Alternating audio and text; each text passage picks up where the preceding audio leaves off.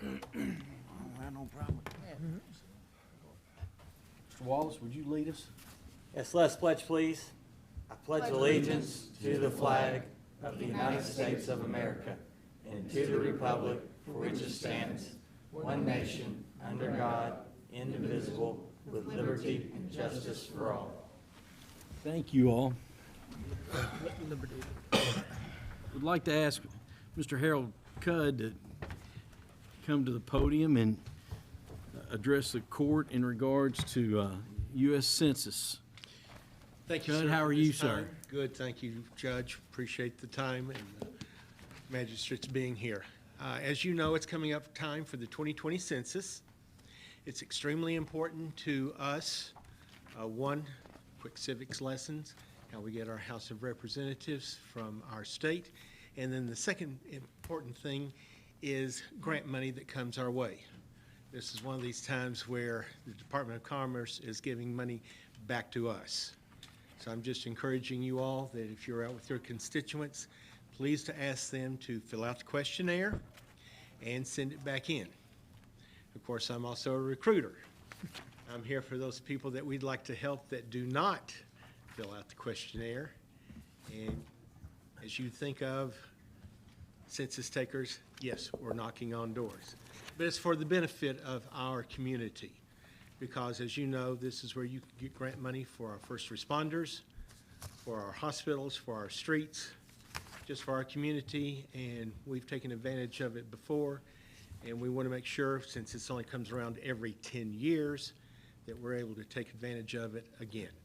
So again, I thank you all for your time, and if you would, just talk it up, as you, like I say, every 10 years, and that goes by quickly. Thank you for your time. Oh, thank you so much. Any questions? Yeah, I did have one quick question. The folks going door to door, what kind of identification are they gonna be carrying? I mean, there's always some kind of scam out there, and how can people be sure they're talking to a census taker and not somebody else? Well, hopefully this time around, as you can tell, that we'll be able to have badges. The nice thing is that most of you know me here, being in the community. But yes, they will have identification. They'll also have electronic devices. We have moved into the 21st century that trying to get rid of paper. In fact, when you fill out the form this year, the questionnaire, you'll be doing it online. So there'll be very little paper this year, but they will have identification. Unfortunately, I have had some rumors, cannot make sure that they're true or not. Excuse me, I'm tongue-tied today. But we've had some scammers out there already. It's sorry to say that whatever you do, if you try to do something good, there's always somebody out there, but they will have credentials. Mr. Cudd, as far as in terms of trying to get people to come and go out and be census takers, what's the minimum age that you all will hire someone to? Very good, thank you. 18 years of age, and you must be a U.S. citizen or a naturalized citizen. Those are the two big requirements there. And if you do have somebody that would like to, there is a link that I've given you on your packets that they can go online and do it. There is a 6 to 8 week background check. So April is coming very, very quickly. So we are asking people, encouraging people that they'd like to be a numerator to please go ahead and fill out their application. Any other question? Thank you for coming. Thank you. Appreciate your time. How much does it pay? I'm sorry. Mr. Cudd? Mr. Grant, how much does it pay for the, like, if the 18-year-old kids and stuff, college kids? It pays $19 an hour in Scott County. And you would be working in Scott County. How many of you all would like to sign up right now? I've got my laptop. And there is compensation for mileage with your vehicle. Okay. Always if your local, if your federal government's subject to change. Very good. Thank you all. No, Okay. All those football players. pretty good starting a little side hustle. Very good. We've had very good success with the college students. Had one young man, he was from Arizona. And when we talked to him, he said, that's fine, Arizona's going to need it just as well as Kentucky will need it. And his cousin had done it in 2010 and had told him, please sign up. It was good. It was a good job. He enjoyed it. Yes, we can all hear about the war stories from different parts of the county and different parts of our state. but it is something that is very worthwhile. Like I say, it's money coming back into our community. Absolutely. Thank you very much. Okay, thank you all. Next, I'd like, a couple weeks ago, Michelle and I met with R.J. Palmer and Michael George, and we discussed our investments. And I think thought it was just going to be a wise thing to do, share that with you all in a workshop setting. So I'd like to welcome you all, and please step to the podium, and we'll turn it over to you all. RJ. Thank you, Judge. As the judge said, I'm Michael George with Compass Municipal Advisors. We met with the judge and Michelle a few weeks back just to recap the investments. I don't know if you all remember, but we were here about this time last year and worked with the court and the judge to move some money over into some general fund money into a custodian account at Regions. We bought some securities in that account and basically managed those funds to increase the yield that you all were getting on your investments. So what we have prepared today is just a summary of the performance of that account over the last year. And then I also want to touch on kind of our recommendation as to what to do next. So the spreadsheet that I handed out shows, if you look under column C, various cash deposits that you all made into this account starting in February of 2019. So at that time, you all had a number of CDs at various institutions around town that were maturing at different dates. As those CDs matured, those monies were then deposited into this account. So you can see all the various dates and the amounts of money that were transferred into this account. In April of 2019, under column D, you'll see this where we've labeled this Treasury and Agency purchase. So at that time, we actually went out and bid and purchased $7.5 million of Treasury and Agency securities in the open market that had various maturity dates. Those securities yielded anywhere from a 239 to a 244 interest rate from July of 2019, and then there's still another security that's maturing upcoming in April of 19. So we were able to take $7.5 million, invest those in securities at about a 241 blended yield. The remaining amount of money has set in a money market account, a government money market account through Morgan Stanley at Regions Bank. That money market account is variable rate. At the time the money was initially deposited, you'll see under column B that money market was yielding a 232. So pretty high interest rate at that time. It stayed at that rate for several months. The money market account has actually went down since then as interest rates have gone down over the past 6 to 8 months. We've seen interest rates come down quite a bit. The current rate on that money market account is a 148. So since inception of moving the money into this account, we're calculating a blended internal rate of return of 2.23%. So the combination of that money market account and the combination of those CDs has yielded a 2.23% return for the county. There's currently about $18.9 million in this account. Again, with one of the securities set to mature in April, the rest of the money is in the money market account.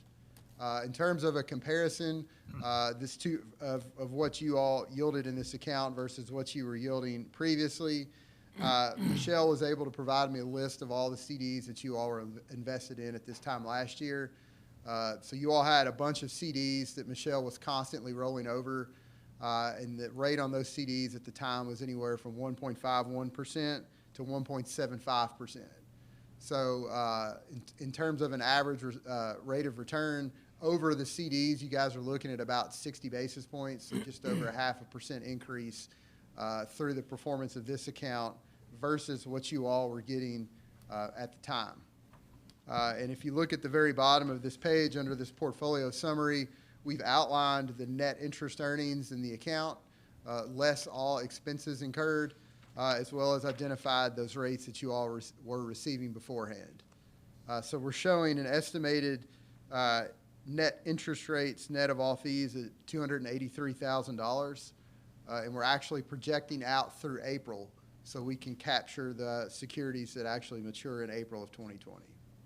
So that's a little bit of a summary of what's happened in the last year. Do you all have any questions before I get into kind of the next steps?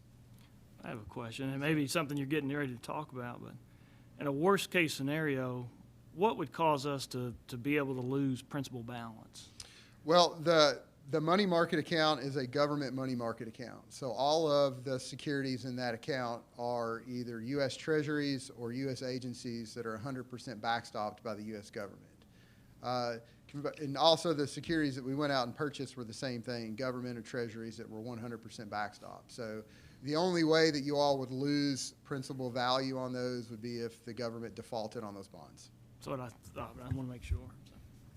Judge, as far as in terms of what our net interest earnings are, what's your plan to do with that money? Are you budgeting? I mean, are you including in the budget? Is that just gravy that you're rolling in back into DCDs? I mean, Well, I'm anxious to hear his recommendations as next steps. And then, that money, that would be a decision for the court to make about how to move forward with that net interest dollar amount. So I've not discussed that with Michelle or Michael or RJ yet. I really felt like bringing this to the court would be a start for that kind of conversation. okay.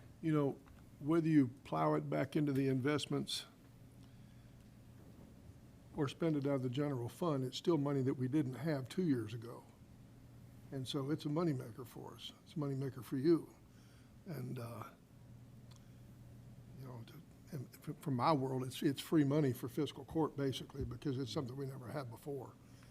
And the decision whether to plow it back in, if we plow it back in to the investments and then spend out of general fund, I mean, it's a wash. It's still there.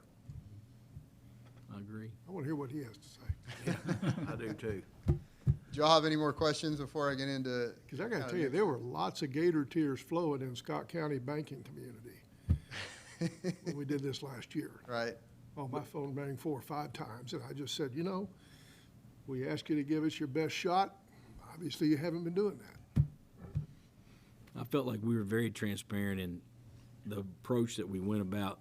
Michelle hand-delivered invitations to every institution, and I think we're being the best steward of tax dollars.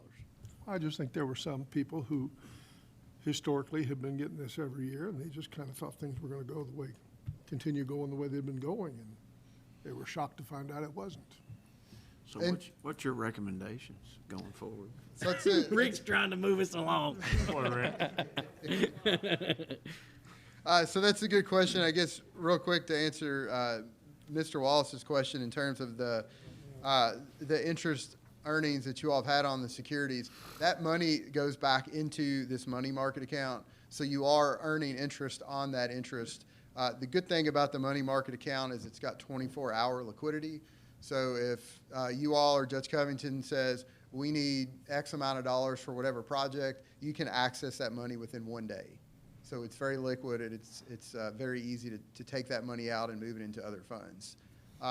In terms of next steps, we're kind of at an interesting point on the investment side in the market now because we have what's called an inverted yield curve.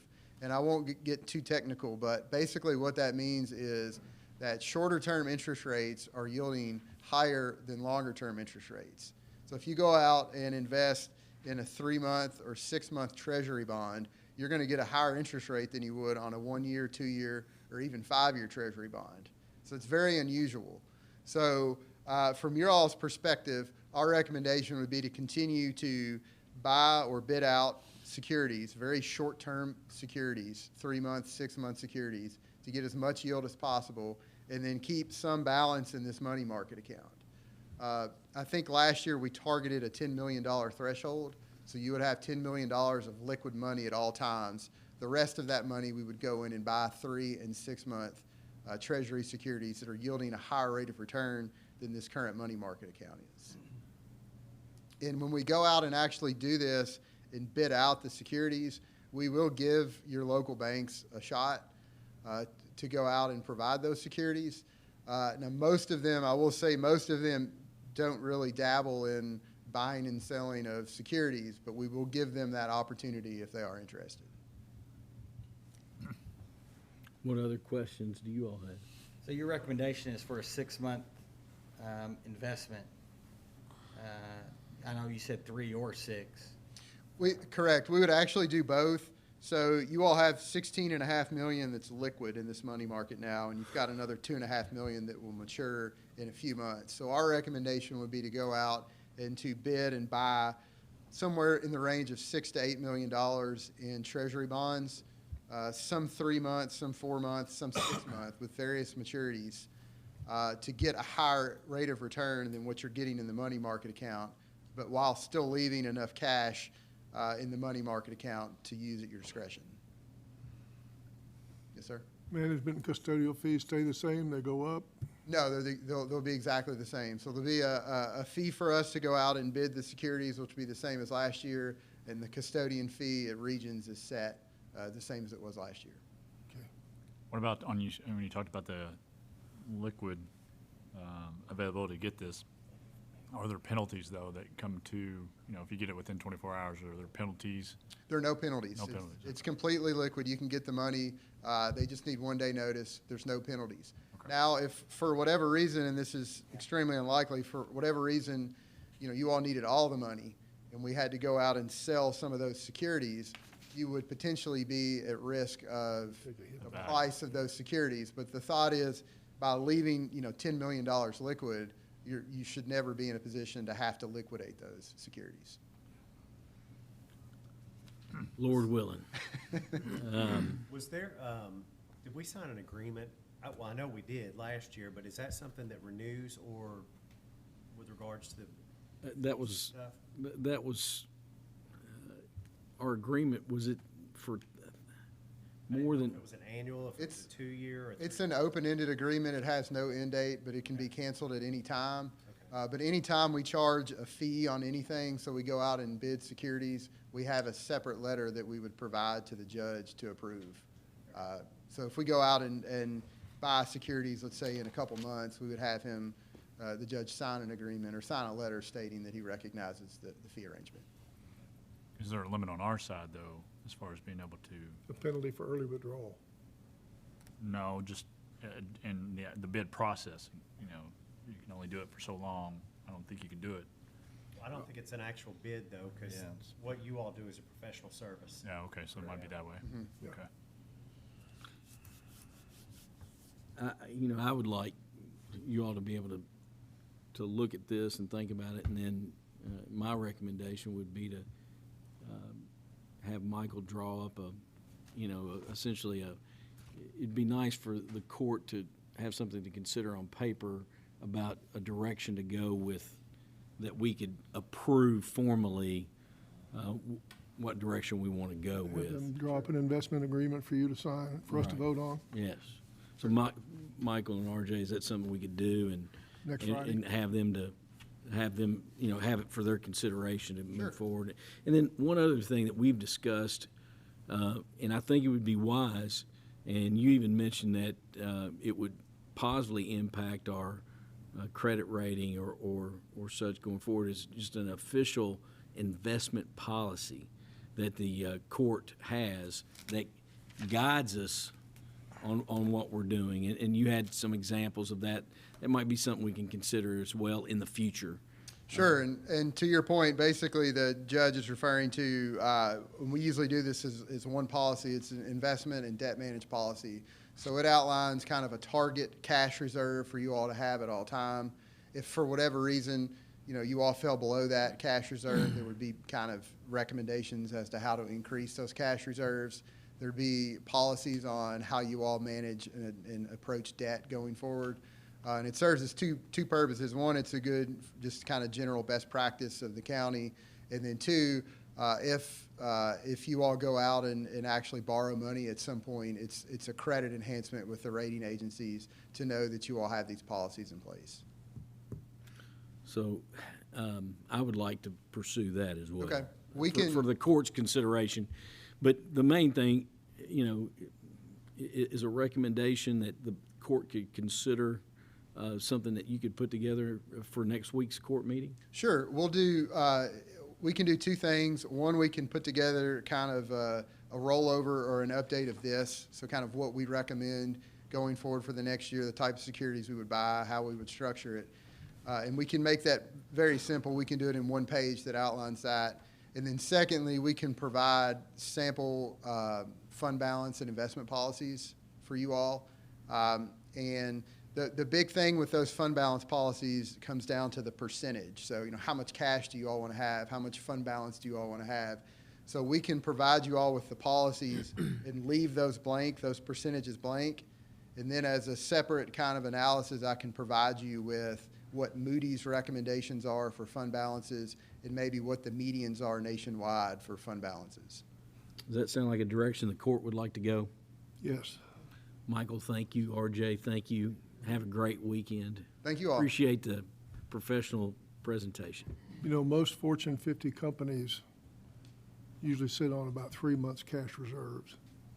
And we're looking at 6 months, 8 months, almost 12 months cash reserves. Judge, I believe isn't there a law that we have that applies to us about in terms of if people cash in all their sick days and retirement and all that stuff, we have to have a certain balance in place? Michelle? Okay. Yeah, it might be a recommendation, not a law. Gotcha. Okay. I mean, I've got to tell you, General Electric isn't in this good a shape. Oh, No. thank you all. Unless Jack Welch comes back. Thank you all very much. Thank you.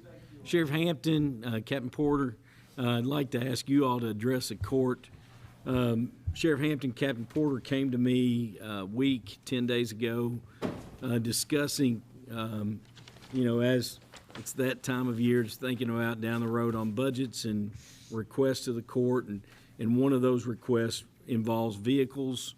And I'm going to turn it over to Sheriff Hampton and Captain Porter to just go through the conversation that we had and then go from there. One for Ying and one for Yang. I can kind of start where we came to this and why we came to this so early in the budget cycle.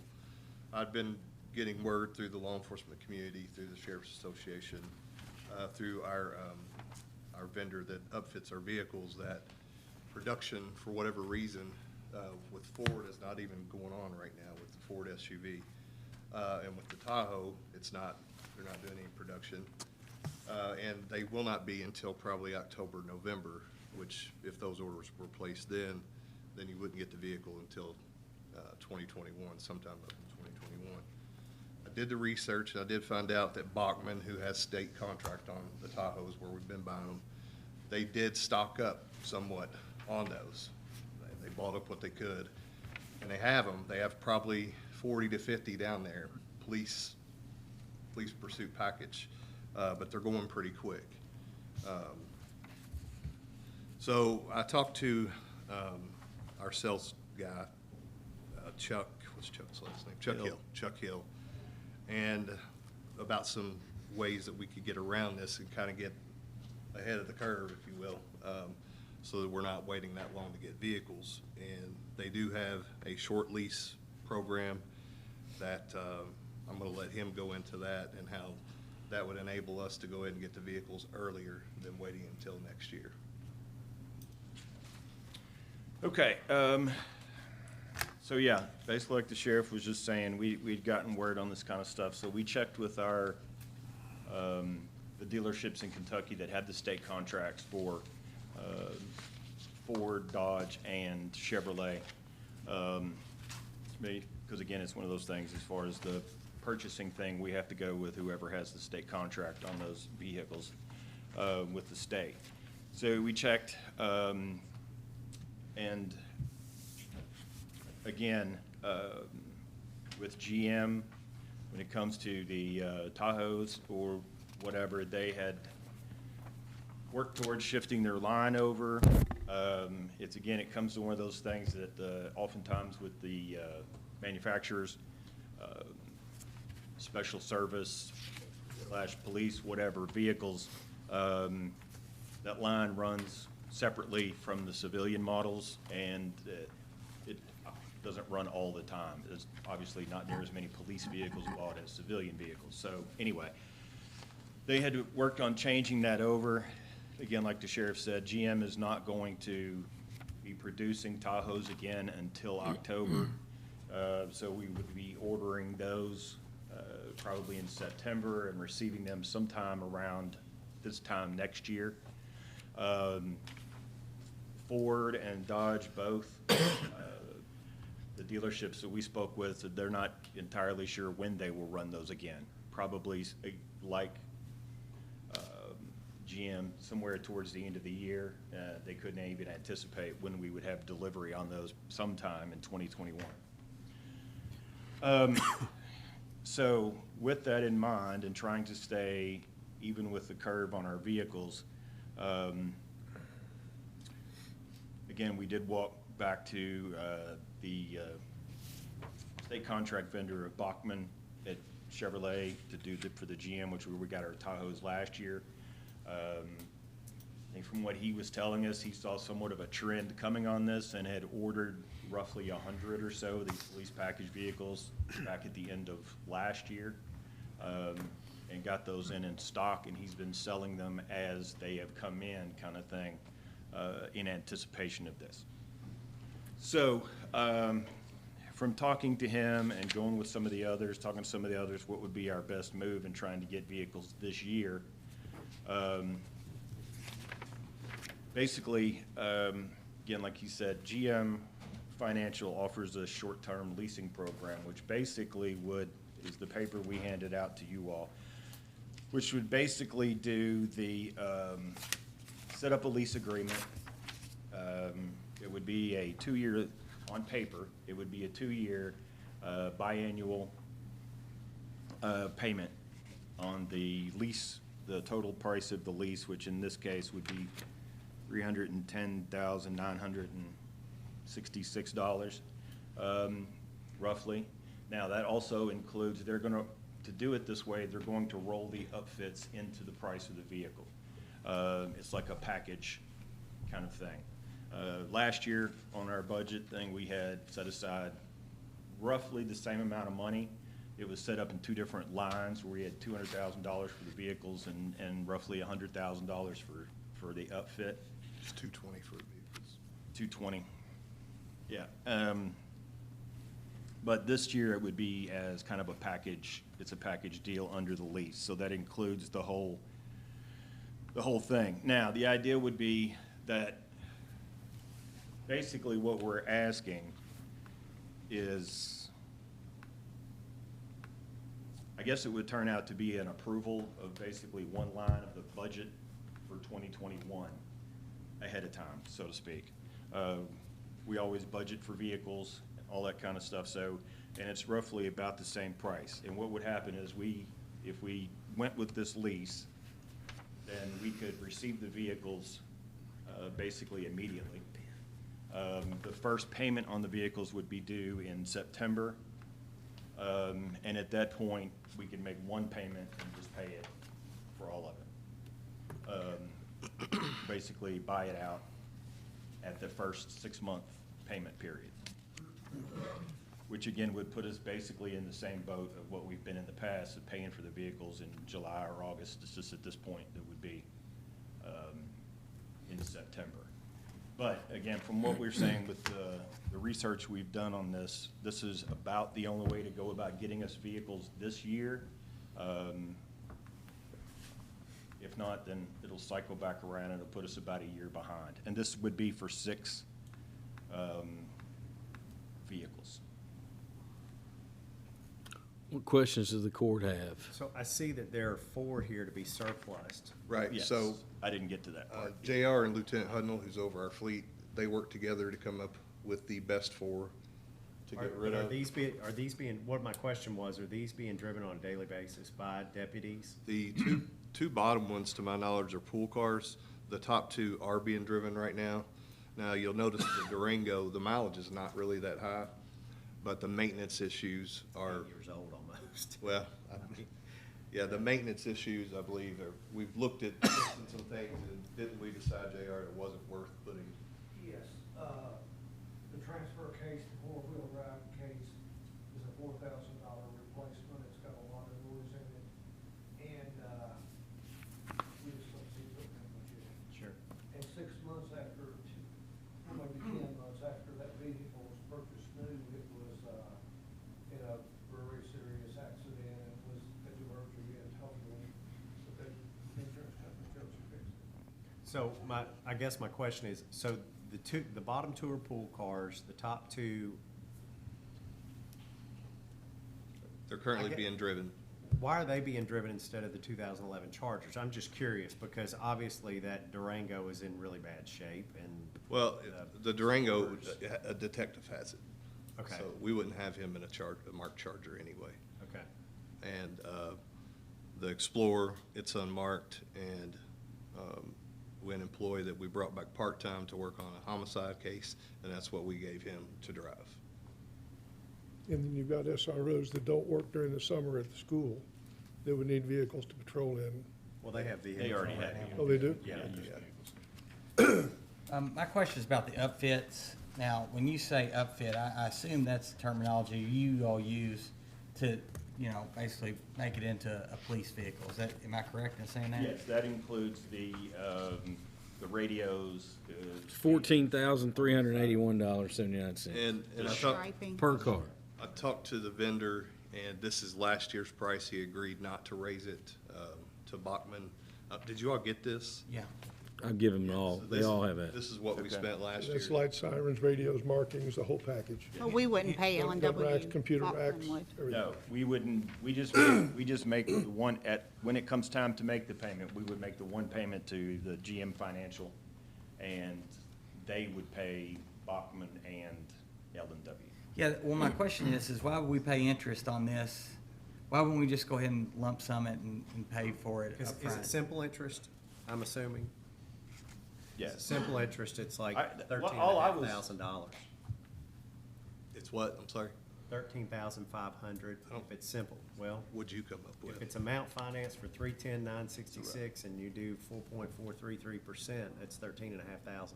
Over the full term. About a Yeah, but year. we're not doing the full Well, no, if quarter. it's simple interest, It's, right. if it's simple interest, you just pay like when you buy a car, it's not compounding. So you're not, it's just simple interest on top of it, Let me, right? It would be a little bit, yeah.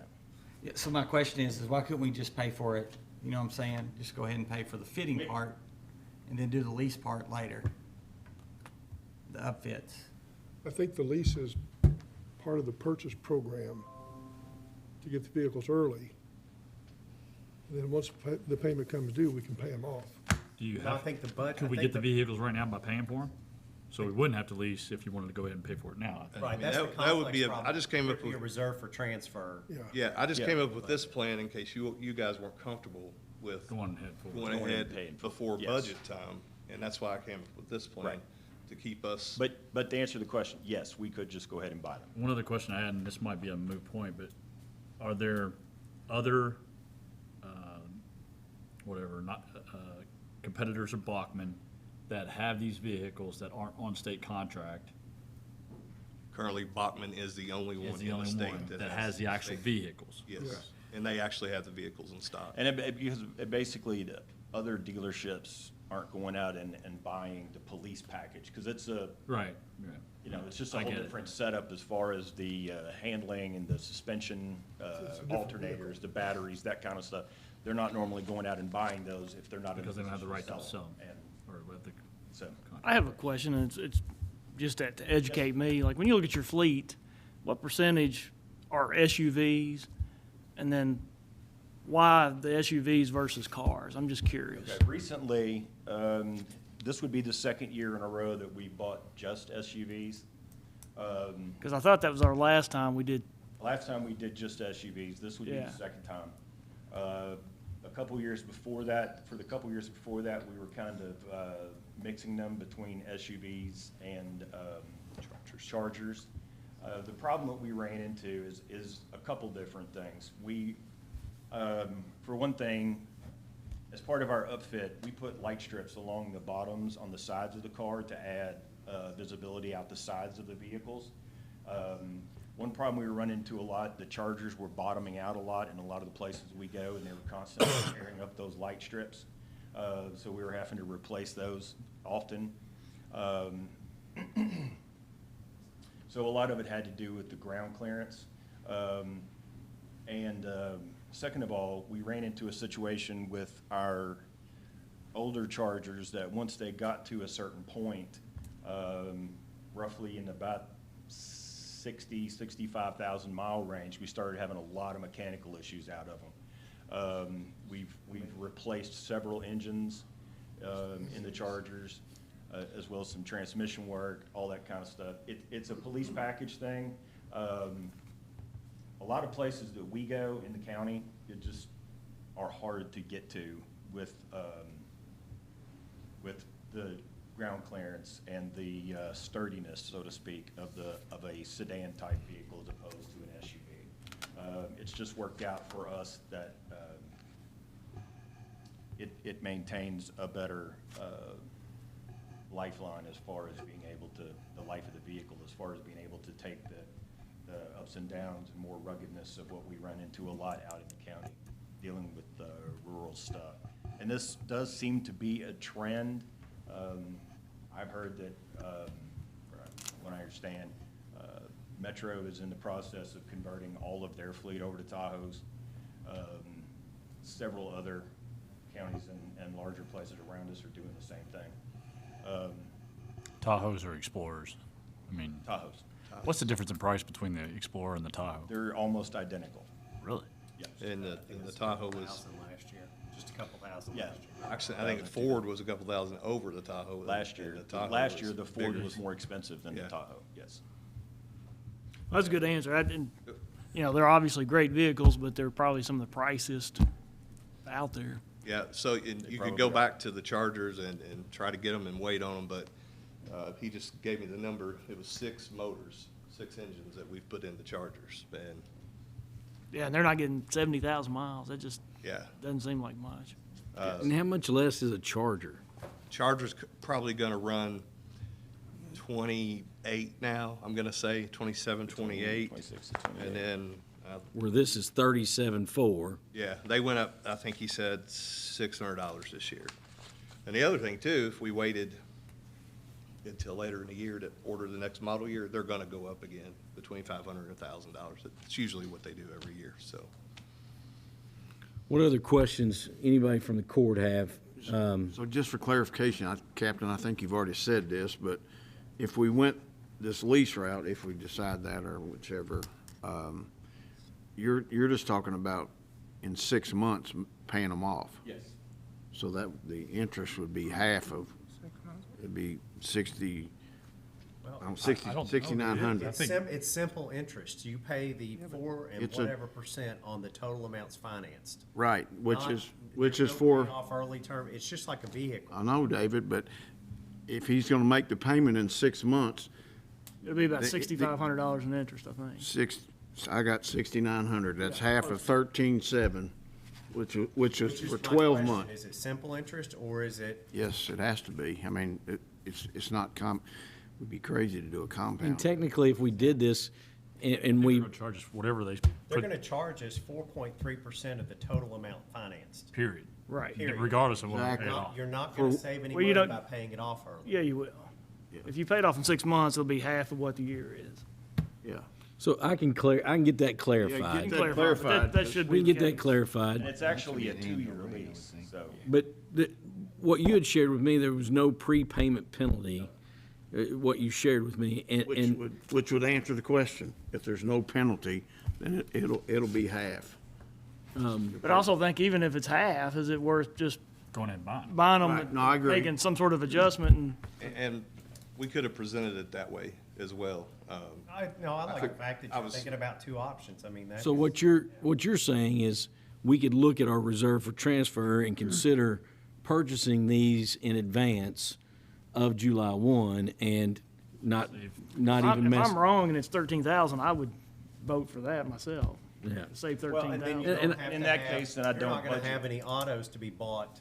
Right. In the next, year. right. Yeah, And we're out, gonna budget and I think Take 'em what out. Sheriff Hampton and Captain, out of respect of the process, they were trying to assure that they had availability of vehicles, but at the same time, not wanting to ask the court to deviate from the normal budget process. And usually the budget committee will sit down with each department chair, constitutional officer. We'll have just a draft, and we present that draft to the full court. And what it sounds like to me, your recommendation request would be for 6 vehicles. And that's what the court, we can decide as a court now how we want to go. Well, if you're all in this boat, is everybody in this boat, though? That's what, are we gonna be doing the vehicle situation for all the different? I think it's just the police, Is it the only that? police package is what's Okay. creating I the think, issue. You know, It's that would be the only thing that we would need to That's what's consider, I guess. creating an issue right now. So are there other cars you're gonna surplus out in the near future when you get 6? I mean, there's 4 here, 2 We'll have those 4, and then as we trickle them down through the fleet, we'll see what we have left as far as, again, we try to keep somewhere in the neighborhood of about 4 pool cars, just because we have so many people in and out, changing out vehicles. Whether you have wrecks or whatever, something breaks, somebody's gotta have something to drive. So we try to keep in the vicinity of 4 pool cars. As they trickle down, and the way that works out, there may end up being more to surplus than just. Do you have a spreadsheet of all your vehicles and the mileage? We do, Can we get that? Just absolutely. curiosity. I have it saved on my computer. And it was the data, the mileage, Dwayne, would probably be from I last have to do it all spring. the time, too. If it were to be the court's decision to do an early purchase, we probably would have a line for the vehicles and then just put more in the maintenance line like we had to with L&W and just do it that way, if we're not doing the lease and wrapping it all I up was in saying, you one. can just, yeah. If you There wouldn't be pay, anything if for you us. buy them, then it is buy them 2 and separate then take payments, them, it's not one. I'm sorry? If you buy them and not lease them, you pay L&W? Yes. Like last year, Okay. At that you point, we wanted would it. pay Bachman and L&W. No, it wouldn't have to be in the budget thing, because then if they do it now, then come budget time, we just won't budget for anything for vehicles. Right. So it wouldn't have to be decided how you break it down. Yes, sir. The L&W would be like $86,000. Correct. Any vehicles you have you're gonna surplus that are in fairly good condition, do you talk to the jailer to see what his needs are? We're always willing to, he normally comes to me, and I think I've given him 1 or 2, but I mean, I hate seeing you guys surplus vehicles until the prisoner cage is out when he's trying to buy them and put them in. Yeah, and actually, Mr. Burke, the sheriff's been great. We have gotten vehicles from him before, left the screen in there, left the radio, left a lot of the equipment, and so, yeah, we're in constant communication. Okay. if you needed 1 or both of these chargers, they probably more than likely had an engine replaced, but, yeah, I didn't think you would. But I- So what is the direction, to move us along, what is the direction the court would like us to pursue this request? How would y'all like for us to go forward? Here's what I'd like to do. I mean, you all usually, this is the budget for 2021. Right. And the finance committee generally meets and makes a recommendation before you present your budget. What I would suggest is that you meet with the finance committee and decide if you think that's 6 vehicles is what we need, moving forward. Are these capital projects or are these expense projects? I wouldn't quantify this as a capital project. I think it's a recurring expense Expense. that Okay. that they have to have to I do. just want to make sure it's going to go before one committee and not have to go through 2 or 3. No, I wouldn't qualify this. as Okay. that. So is that your request? Well, yeah, Master? I want to make sure you all, or you, it's your budget that you will present to us, Well, then. but I like being consistent with a process. Yeah. And I agree with your recommendation that perhaps Alvin and David and anyone else that would like to join the budget committee. Not too many. Yes, not too many. But perhaps we can meet early this week and then Be ready to act on it yes, on Friday. on Friday. How's that sound? When are you traveling to Washington DC? This weekend. Okay. We leave Sunday, we'll be back Wednesday after. And, you know, once again, Sheriff, your role as president of the Sheriff's Association and going to national conference, and safe travels. Appreciate you representing Scott County. Absolutely, proud to do it. Straighten them out while you're up there. I have lunch with Donnie J on Thursday at the White House. Yeah, if we look up and we see Sheriff Hampton and Might. Gerald He likes with the President sheriff's Trump. now. You might see it. We'll see it. Thank you all for your. No, Well, according to Nancy, they got some jail cells in the basement there somewhere, don't they?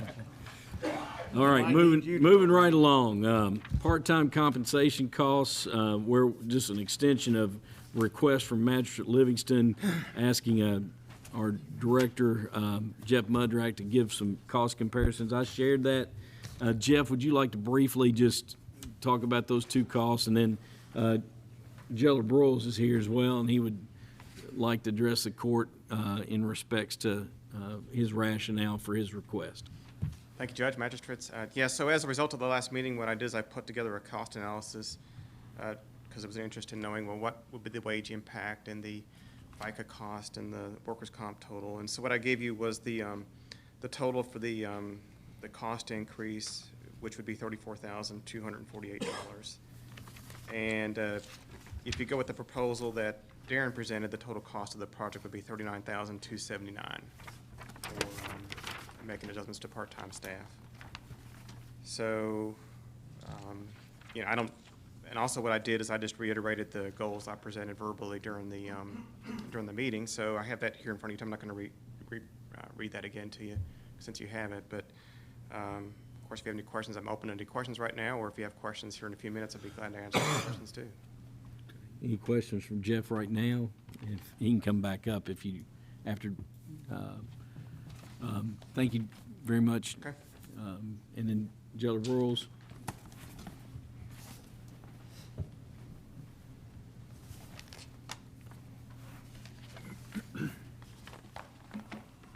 Thank you, Judge. Thank you, Magistrates. I know this is kind of a sticky situation for you all. I am all for consistency within county government as well, as much as we can. I do feel like all of our departments operate on different levels. Certainly human resources, we operate on different levels as well. For my department, I feel like the part-timers, the best course of action, honestly, is to continue with one starting rate. I did go ahead and check with other jails in our area, and at least 10 of the jails that I checked with in our area start their part-timers and their full-timers out at the same rate. I think that it goes back to valuing your part-time employees, or at least demonstrating as much as you can that you value your part-time employees, that at least in our case down at the jail do the exact same job as the full-timers, but don't get the benefits, don't get the overtime. They have the limited hours, and certainly they're subject to a much more erratic schedule than what the full-timers get. I think that it would be minimal cost to our budget. I don't know exactly how Jeff's numbers are figured out, but based on my calculations, not including FICA and workers' comp or anything like that, I see it costing us just maybe on a purely payroll amount out of our budget, looks like it's around $5,000 for the positions that we're talking about. Now, some of our part-time positions are completely paid for by the entities that we go out and do work for 5-6 days a week. Yes, sir, Mr. Livingston. Do you have, how does that work when that money comes in? Does that go into your fund, go into the canteen fund, go to the judge's Goes to the office? general budget. Because I've never seen, I don't recall. Reimbursement ever seeing funds for litter abatement, those funds that come back. And actually, not to interrupt, but litter abatement is separate. That's a general. Well, I'm sorry, I misspoke, but what I'm talking about is when you send out You do something for Parks Parks and Rec, for yeah. Parks and Rec, that's what David's asking. Yes. Or the school district or something like that. Okay. Okay, how is that, what does that show up under, like where it could So it just shows up under reimbursements, not what everyone. Yeah, on the back page of your budget, it's general road jail and reimbursements for Right, jail. but what I'm wondering is, how can we know what they're actually paying back to the county by each entity? Well, you Because I don't recall ever seeing. detail into that, but the issue is the way DLG has set up accounts, you can't put it back into, say, an expense line item, Right. it has to be into a revenue fund. Right. I just didn't know if it was tracked. I can't I can recall track seeing it. it on there. I can look it up on that Excel Okay. sheet. Yeah, we can. Of who's paid what, Yeah, I have that. as far as reimbursement. I'm just curious. You can also get from, like, from the accounting software, it's whoever the revenue source is, like Parks and Rec or, you know, whomever, Housing Authority. That's one of our revenue sources set up, ID on that, it'd be easy to do. I can tell you that the rate that I quoted to these entities is inclusive of what our full-time positions were paying at the time it was figured.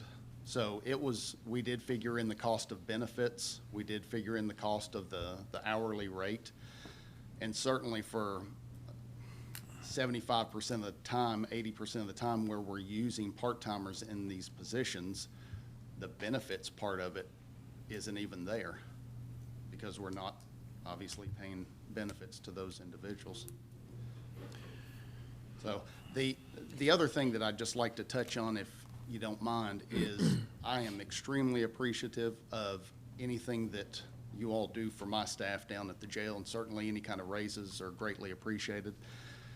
I would just like to respectfully submit to you that the part-timers at our facility until just a few months ago were starting at the same rate as our full-timers, which was $12.12 an hour.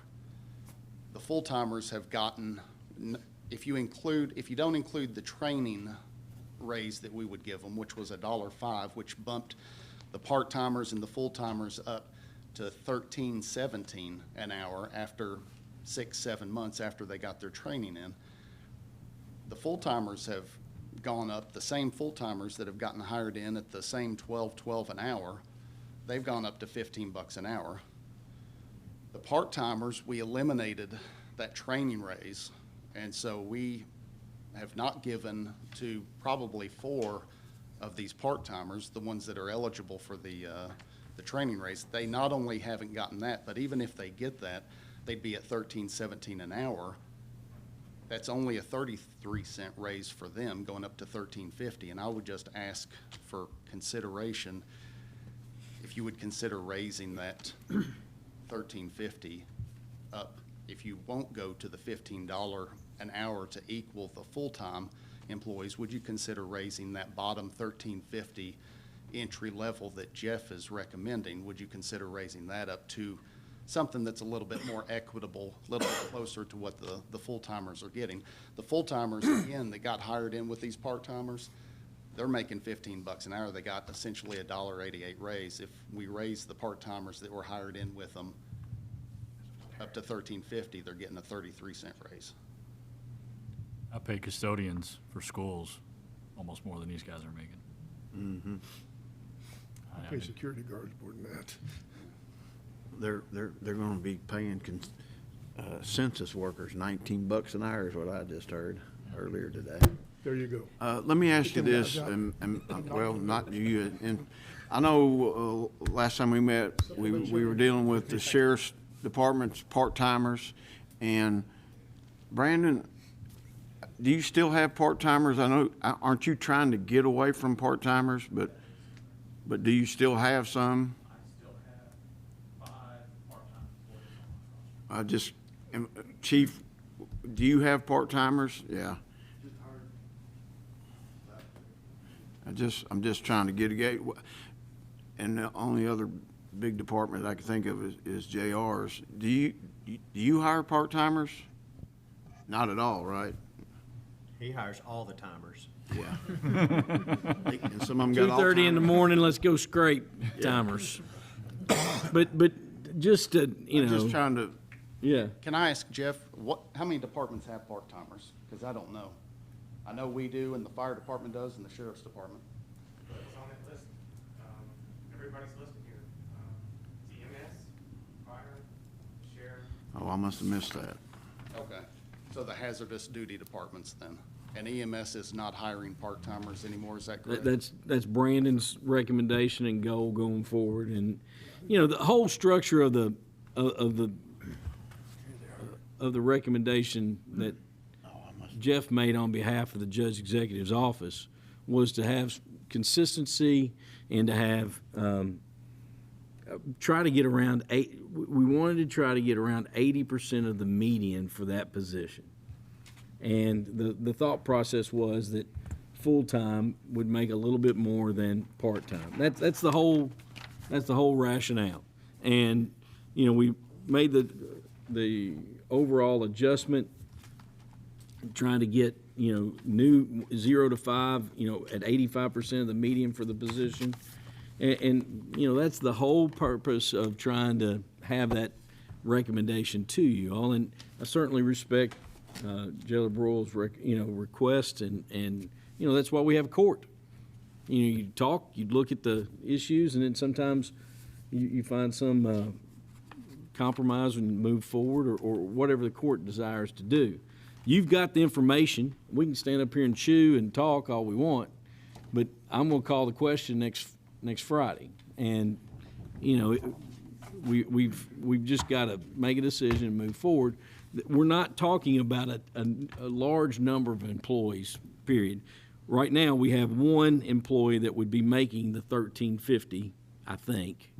Is that correct? Well, just to clarify, the $13.50 doesn't pay for an inexperienced deputy jailer. If they have experience, they'll start at $14 an hour, like we discussed.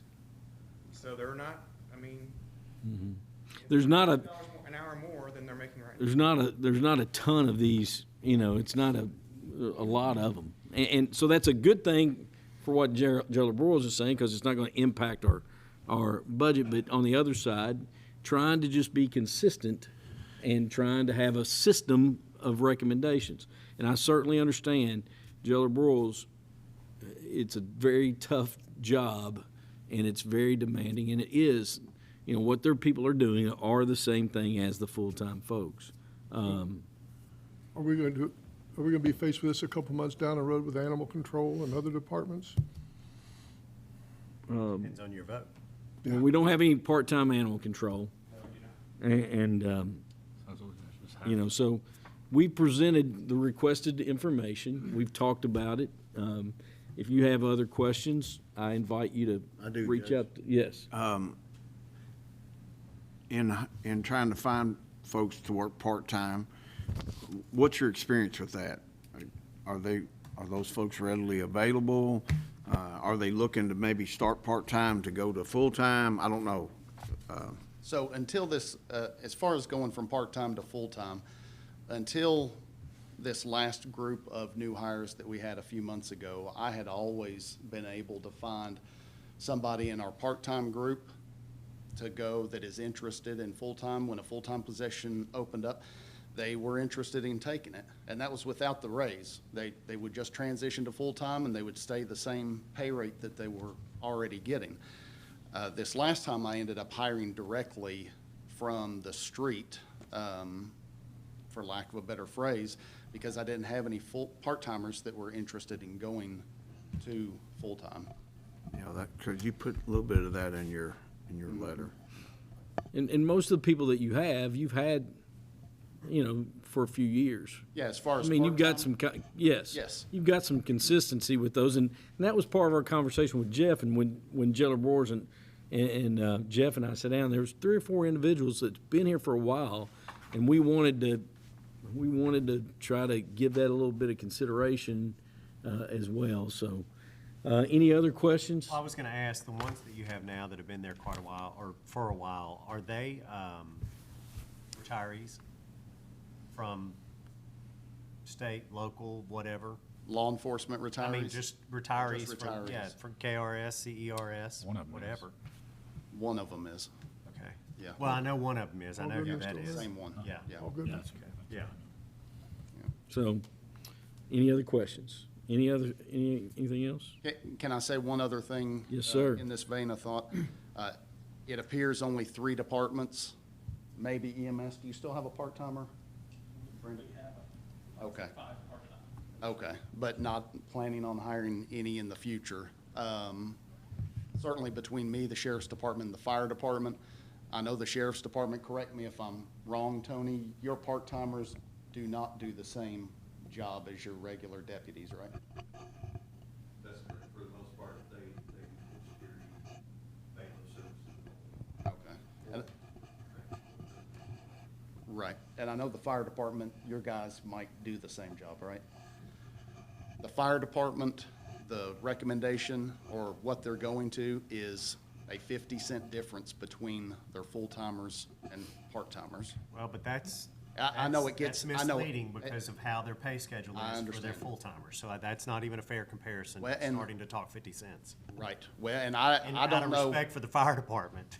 Right, well, and I don't know, I agree, looking on paper, they're the lowest paid department by They hour, also by have hourly rate. mandatory overtime and everything That's as right. well. So you can't just say, you can't compare what they make versus what somebody else makes on an hourly rate. Well, and that's why I was saying the Yeah. departments are so different. We're each so unique to say that we're gonna get everybody consistent across the board, which again, I am for. I see value in that, but I don't know if it's And- capable in all situations. And I think your information's been considered, and Jeff's recommendation on behalf of the judge's office has been considered, and that's why we do what we do, and we'll bring it back next Friday and go from there. And I appreciate you letting us discuss it, kinda air it out. That's what we should do. Yep. And that's the part of the process in my mind, so. I agree. Can I go ahead and bring up our inspection now, or? Sure. Okay, we had our first Department of Corrections inspection in January.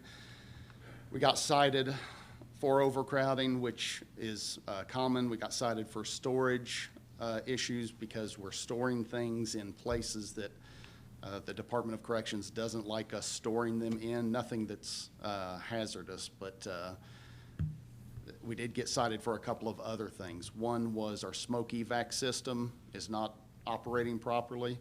We have the vendor that maintains that for us coming at the end of the month to fix it. They had to order a part, and so that should be fixed by the end of the month. We'll call corrections back, and they'll come back and inspect it, and hopefully we'll get a green light on that. The other thing we got gigged on 4 things: overcrowding, storage, the smoke evac system, and then rounds. And this is just rounds being done in a timely fashion. It was nothing as egregious as the Epstein case up in New York, where they went hours without checking. But as I mentioned to the judge, and the judge was kind enough to reach out to me and say, hey, you need any help with this? And I appreciate your interest and your all's interest in it. Anytime you involve humans in the process and you ask them to do something exactly at a certain time every hour, it's not going to happen that way all the time. And the Department of Corrections understands that. Quite honestly, they'll tell you if they come and see a logbook that is an inmate that's supposed to be checked every 15 minutes and it's quarter after a check, 30 after a check, 45, and then right on the hour, then it's a red flag for them. But we missed a couple of our rounds. I think it was 40 minutes. They were not high-risk inmates. It was just kind of regular rounds, and so we've addressed that. I've addressed that with the staff, and but it's not uncommonplace to be gigged for something like that in a correction setting. So other than that, everything was great. Yes, sir. Excuse me, at the conference we just came back from, during the jail breakout session, they were talking about the reimbursement for medical costs. And the state will pick up medical costs over $1,000 if it's not an overnight stay, which Medicaid would be required. But when they flashed it up, Scott County was not one of those counties that had taken advantage of that. You probably can't answer that now, maybe bring it back next week. Yeah, absolutely. Have we not had an occasion where we've had somebody in that over 1,000 that didn't stay overnight, or and just why were we not one of those counties? I will check on that. I will not be here next Friday. Okay, but well, it's Captain sometime Hunt in the will next be here couple, to yeah. Discuss it with you. Yeah, in addition, do we bid out our medical, like prescriptions? No, the prescriptions fall under our current medical contract with Southern Health Partners. Okay. And so it's all kind of one So you don't bid out the contract, it's like a state contract per se? No, you're talking about the medical contract Yeah. or the medicine? type? Like, if I was gonna get medicine, can I go to J&L or CVS or Walgreens, or do we bid it No, out like that? Yeah, it's gotta go through SHP unless a family member brings in the medication and the nurse or whoever the attending medical personnel is approves it to come in. Thank you, Darren. Yes, sir, thank you. Next, moving right along quickly, I want to address the court, and then I'm going to ask Mike Hennigan to share any questions. You know, we've shared a document, it's about 55 pages long, that is kind of a genesis from a conversation Mike and I had, just talking about how we can help our community. And even as principal of the high school, we often had kids that needed shelter and needed help. And, you know, you look at resources here in town, and we want to try to add resources, but be good stewards of our funds at the same time. And one of the things that Mike had seen was a shelter, emergency shelter in Covington. And I asked Mike if he'd go do a site visit, come back and report. And that's what he has done, and we've shared that. And we've looked at a couple of places that we would have access to use as a starting spot for a cold weather emergency shelter. Dr. Miller with the health department has been very gracious to offer her community room. It's a little smaller. The other place that we've looked at that we own is the Blue Concession Building. JR took me out there and we looked at it. I'd been in it many times, but we just wanted to show Devin Golden that. And she'd gone out because she's been working kind of with me on homeless committee with the city. And we looked at that facility, and that facility has some promise. The issue with that facility is that Parks and Rec, I think they rented it out 165 times last year, and they've got some dates reserved here in February. But you know, we're really looking more forward to what we could put in place for next year and such. That would give folks, when it got below 20 or 25 degrees, they didn't have any other place to go. They could go here, check in under a strict set of guidelines, and stay from when it opened at 6, and at 8 a.m. it would close. Jared's talked with G-Tran. You know, the issue with that site is people can't really, it's not as easy to walk to from downtown. But Jared's checked with G-Tran, and they'd be willing to shuttle folks from a downtown location at a certain time, free of charge. The other issue, I've talked with Amen House about, would Amen House be willing to provide like a sack lunch or dinner, you know, at that time, and they're very open to that discussion and open to that consideration. The big thing for the court to consider, in my mind, well, is the operations, the policies that we've shared, but the use of a facility. And then I don't think we could go forward with it unless we agreed to hire seasonal temporary staff that would oversee the operation of the shelter when it was operational. And I just don't see, it would not be wise in my mind if we didn't hire some, you know, and you'd probably need to hire 3 or 4 that could rotate. And I don't think it would be wise to operate this emergency facility without 2 people there. Not 1, but 2. And then we would coordinate with the sheriff's office, city police office, about doing just drive-by checks, you know, on a couple hourly. So this is all intended for a conversation starter. Bill? We're talking about the blue building at the fairgrounds? Yes, sir. Okay, I'm good. Okay. So this is all intended as a conversation starter. Mike, is there anything you want to share briefly with the court? And then I would like to just, is this something the court wants us to pursue? Are we going to invest in cots and? Good question. Infrastructure. Dr. Miller Dr. Miller has a trailer that has 20 cots that she's offered to us. Okay. I think after we did it for a year and saw how it went, then we could talk about investing in our own if needed. And this is for emergency use only. Like if it gets to 20 or 25, whatever we want to set it. And I think if we're gonna do this, our emergency group should have control over it. Okay, I don't disagree. Yes, sir. My question is, I know you said Covington. Georgetown is not Covington. That's correct. Covington is an extremely densely populated area. The whole riverfront, all the cities that are up there along the river, it's a whole, they have drug issues up in those counties in Boone, Kimball, and Kenton that are outside of what we have occurring at this point. So I don't want to be comparing what we want to do with Covington. Yeah. I'd like to know what's Madison County, what's Hardin County, what's a Warren, what's not a suburb of Cincinnati that has a population that's transient back and forth. Yeah, and this is a conversation starter. Right. The bottom line is, when it gets cold, it's my belief that we should try to have some type of emergency shelter that, I'm not talking about a permanent thing, that would provide a warm place for somebody to put their head down. To catch overflow that the nonprofits can't. Right, and gathering place, they did the K count a week ago. Yeah. And they found about 6 or 7 outside, but then you have to add the gathering place folks, the Elizabeth Village folks. That got it up to around 50 and some change.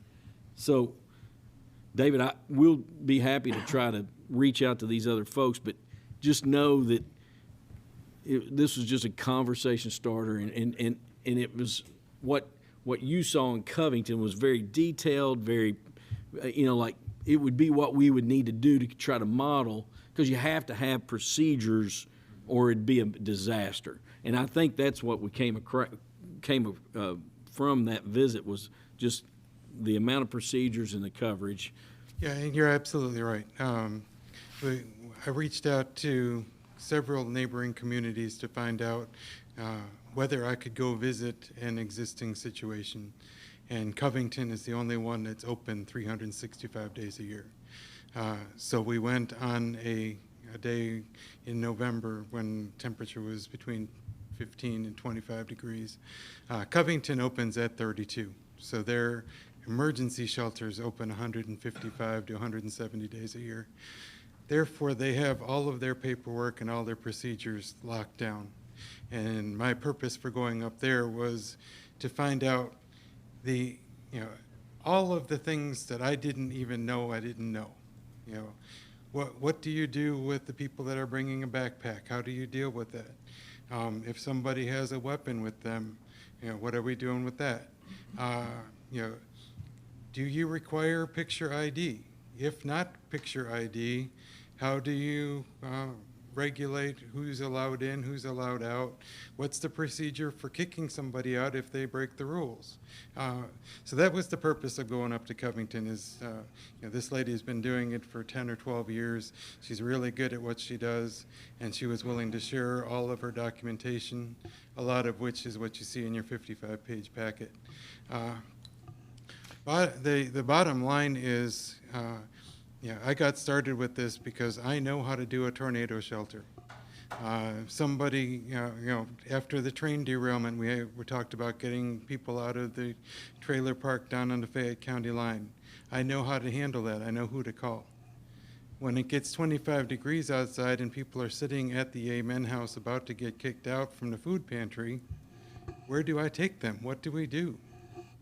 I can't call the school and say, can you open up the gym for me? I got 4 people. There are some churches that may or may not be able to take 1 or 2, but then you start getting into the not in my backyard. I'll take this one, but I won't take a drug-addicted person, or so forth. Go ahead. Well, that was a second thought process I had too, is, catastrophic snow blanket on I-64 and I-75, and the roads are seized up for 2 or 3 days. Where do those people go? Right. I mean, this would, And is it- this would be an option. Is this one of those deals where we call the school and say we need to open up the gym? In that situation, Mike, would that trigger a different set of circumstances on something like that? It would probably be a cascading circumstance. What I was hoping to do when we started with the concession stand was to have a room big enough for roughly 100 people on a moment's notice. You know, if we have the people on the highway stranded, okay, we're sending all of our trucks and we're going to pick them up and we're going to shuttle them to this location. Yeah. And then we'll figure out if we can move them to the gym Well, and or I think that's, long-term shelter. I think that falls under the emergency and emergency response. Right. Yeah. And the same thing, if we had some sort of mass casualty incident or, you know, violence at a school, you know, where are we doing our reunification program? You know, can I put everybody in this room in the time period that it takes me to go and unlock the door? Where you doing triage and reunification. Right, yeah.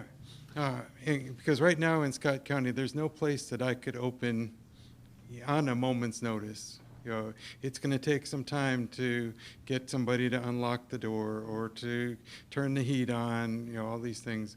And, you know, so the concession stand made a whole lot of sense to me. Like the judge said, Dr. Miller has been very gracious with offering us the community room at the health department. But it's just not very big. It's not big, and it's not conducive from the point of view that they have to go back and open up for business every day. Yeah. You know, And we would have to make arrangements, like, in my opinion, that place would have to be cleaned thoroughly. And then a thing I was going to ask Darren is, like, if all the bedding got bagged up, could the bedding be brought to the jail and laundered and then returned the same day? Yeah. I mean, that just makes sense to me. But it'd have to, you know, we'd have to, you know, make arrangements to have somebody go out there and clean it and clean the bathroom. Right. And, you know, it might stay 25 degrees for 4 or 5 nights in a row. And, you know, we've been blessed this year. But all I wanted to do was start the conversation.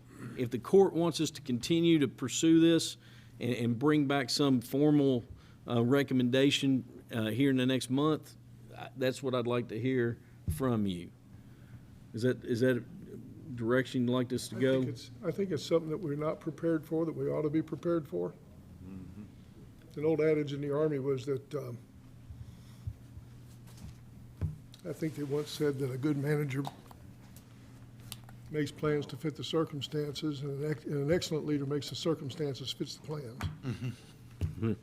I can go with that. And Mike, thank you for all the work that you've done to get this together to present, and we'll come back. just for my clarification, are we going to have any discussion on the 14th? Different community groups that are doing this are interested in our progress.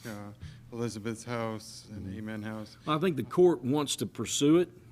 I think maybe it's a quick turnaround to get back by next Friday. Okay. I think maybe the next court meeting is something we could look for. How's that sound? Yeah, it's fine with me. I just want to make sure No, that yeah. we don't have a courtroom full No. of people But- expecting a decision. No, I believe the court, this is the direction we want to go. Right. So, So if we wait until the following meeting, I'd like a short synopsis, because we do give these folks money every year, a short synopsis of what they're doing and what their interest is in the county having a shelter and what their participation and Partnership. will be in that manner. David, I think you might be a little bit, what Mike's talking about is that we have, through my work with the committee that I put together with the city on hunger and homelessness, you know, this white flag cold weather shelter has came up in discussions. And out of interest for our community, that was where this conversation, they wanted to know what the court felt about it. That was that. Through the budget process, I will be asking those community nonprofits to share what you're asking for in the budget process. Right. And the big thing that we're bringing to the table that the nonprofits are not is the low barrier piece. Yeah, and that's the gathering place. has, I think the fair question is to also ask, what are they prepared to ante up when we need them? Right. Amen House didn't hesitate when I said, could you bring food? Yeah.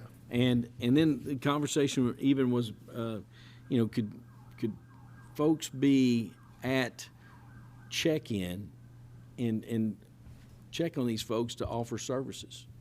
And that was a part of the conversation as well. Yeah. So- So I think we're all on the same page. It's just, right now, Gathering Place has certain requirements in order to be sheltered. Other places have, rules and regulations which keeps some of our homeless population. In this situation, if somebody came in, registered, was not violent, well, they just wanted a place to put their head down. We're good. We're not going to Yeah. do the background check. We're not going to require counseling or any of the other things, which are very valuable pieces of this whole puzzle. Yep. But, bottom line is, are we going to let them freeze to death because it's 20 degrees outside and they're in a tent? Or are we going to require all of these Yeah. steps in order to get into the shelter? I'll just make a comment. I don't want to stretch this out too long, but, I guess the reason these places have it is for lawsuits. If we don't check somebody and they sexually assault or kill somebody under our roof, is that under our care? And, that's a discussion probably not for today, but just thoughts. No, that's why I think you have to have two people Right. on staff supervising, and we probably ought to check with KCO. I mean, just that's a good point to bring I up. think it's why Kelly. these agencies have all these rules. Yeah, I definitely agree. But the people that have done the low barrier shelters for emergencies, weather related or whatever, have had very good records of compliance. These people want to get into a warm place and they're willing to work with whatever rules there are. And we separate the boys from the girls. We have people awake the whole time, making sure that, people don't wander. That concession stand, we could do it like a temporary barrier down the middle. A divider of- Yeah, divider. And there's 2 bathrooms. Yeah, I mean, so- it's, so we'll There's no such thing as a perfect answer, but we're trying to come up An with the ideal best. situation because it's got 2 restrooms, male and female, and it's also got a kitchen. yeah, they could put the food in and store it and Yeah, and well, good such. luck, Mr. Hennigan, because it's gonna be like herding cats. I understand, and I've been herding them for about 3 months now, and it just keep getting more cats. All right. Just real briefly, Charter Communications franchise draft. This was presented to me by Carla, I think it was Carla Combs. Check that out. I got that. And it's, right now, we've collected approximately $33,504 in state excise fee. And then their estimate, if we adopted this franchise agreement, that we would collect approximately $76,925. And do you want this, I've shared it with you, I've shared it with Rand. Is this something that the court would like to have brought back next Friday? Yes. Yeah, I'd like to look at it more. I saw Okay. it, but I've not had Yes, time sir. to review it. So I'll bring it back for your all's consideration and move it along on Friday. Update on clock tower cupola replacement. I've shared with you a timeline via email. I've shared it with the city. I've shared it with the newspaper. I need to share it with the rest of our staff, but really and truthfully, next February 13th at 9:30 a.m., we're gonna have like a final construction meeting.